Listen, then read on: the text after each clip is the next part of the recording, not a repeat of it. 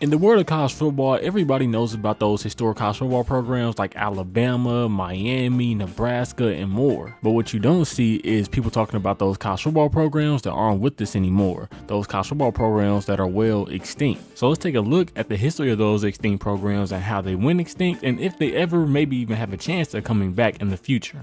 The Long Beach State 49ers football program was founded in 1955 and it ended in 1991, lasting a total of 36 seasons.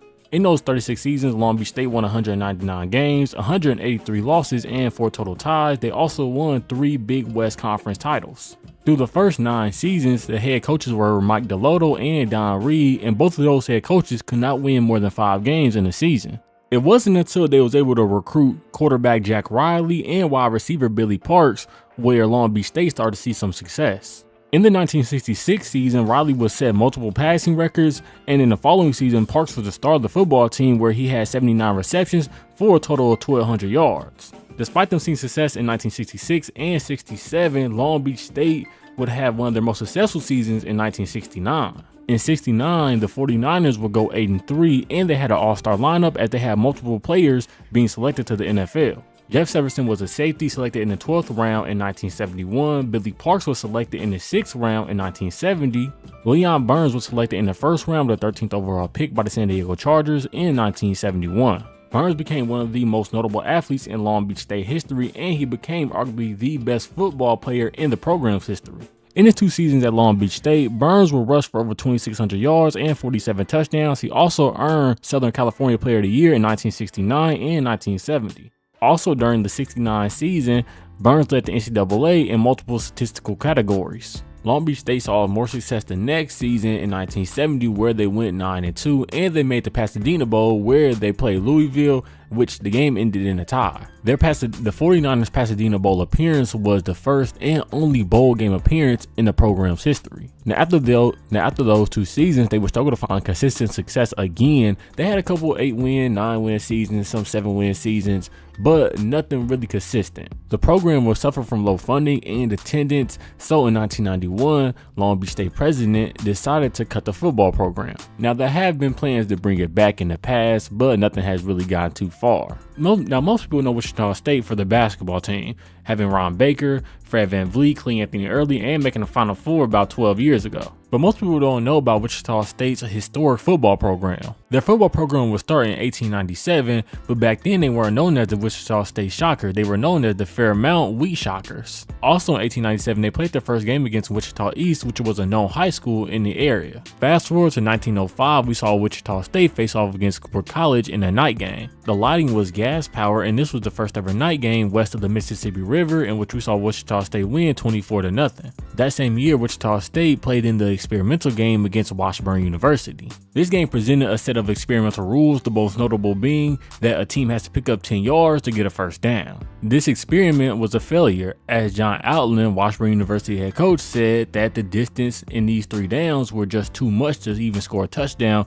unless you ran a fake play. The LA Times reported that it was a lot of kicking in this game and that the play was much safer, but the new rule was not conducive to the sport. David M. Nelson said that the first ever forward passes were thrown in this game, as Fairmount completed 2 while Washburn completed 3. So in this game, we saw the first experiment with the first down marker and the first ever forward passes. Everything was going well for the Wichita State football program until October 2nd of 1970. On that day, a plane carrying multiple players and staff from that Wichita State football team would crash and cause 31 deaths. And if you didn't know, this plane crash and the Marshall plane crash that happened were just 44 days apart from each other. Due to this crash, the game against Utah State was canceled and a memorial service was held at the stadium that the game was supposed to be played at. After this tragedy, it took some time for Wichita State to bounce back, but they thankfully did. Then in 1979, they hired Willie Jeffries, who became the first black head coach in Division I-A football history. But just 7 years later, the football program was discontinued due to the financial strain that it put on the university. There were attempts to restart the program in 2006 and 2012, but both of those attempts were unsuccessful. Maybe Wichita State does bring back their college football program, who knows? They are a popular team to use in the new college football game. Now we move on to Hofstra, whose football team was founded in 1937. And the football team would grace the field from 1937 all the way to 2009.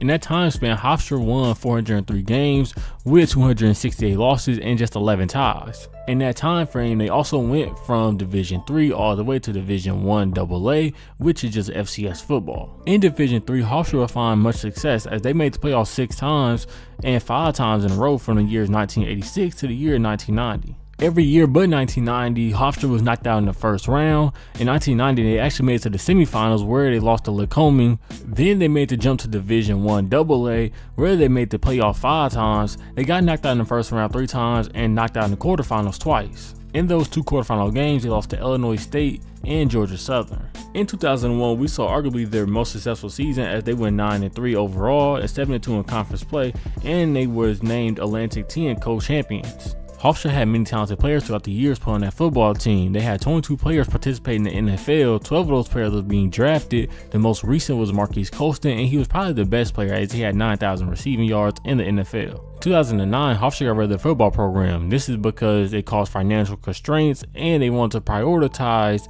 academic incentives. I couldn't find anything on them wanting to bring the football program back.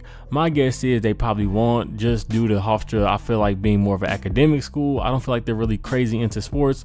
Like, I mean, maybe I'm sleeping on their rugby team or something, but I don't feel like they're into sports. And I think they should consider the idea of actually bringing back that football program because it's not many football schools in New York. I mean, New York, we all know, is a basketball city, basketball state. But if Hofstra decide to bring back football, they can really tap into the market of being one of the only schools in New York that really kind of cares about football. The Boston University Terriers started their football program in 1884 and it went up all the way to 1997, where they discontinued it during homecoming week. The team will compete in Division I 2A from its formation in 1978 as they were part of the Yankee Conference and the Atlantic 10 Conference later on. Now, from the years 1884 to 1997, the Boston Terriers will have 323 wins, 390 losses, and just 34 ties. The Terriers weren't really a consistent winning team. They had a couple of good seasons there. They only made 1 bowl game, that being the Pasadena Bowl in 1969. And they made the FCS playoff 5 different times in 1982, 83, 84, 93, and 94. The furthest they got in those playoffs was the quarterfinals, in which they lost in 83 to Furman and in 93 to Idaho. Also around some of those years, they won the Yankee Conference as they won that 5 times in 80, 82, 83, 84, and 93. They produced an okay amount of NFL players. Most of those players played in the 70s, some played in the 60s, 80s, and 90s though. In 1997, during homecoming weekend and during a 1-win season, Boston University would then discontinue their football program. The good thing was that players were able to keep their scholarships and they were able to transfer freely without any penalties. I had fun looking back at some of these programs' history and finding out more about these programs and why they went extinct and how good they were before they got discontinued. So this video does good and y'all want a part 2, let me know because I'll be down. I mean, you got DePaul, Northeastern, and a lot more schools that I can deep dive into. But thank you guys for watching this video, and until next time, I'm out. Peace.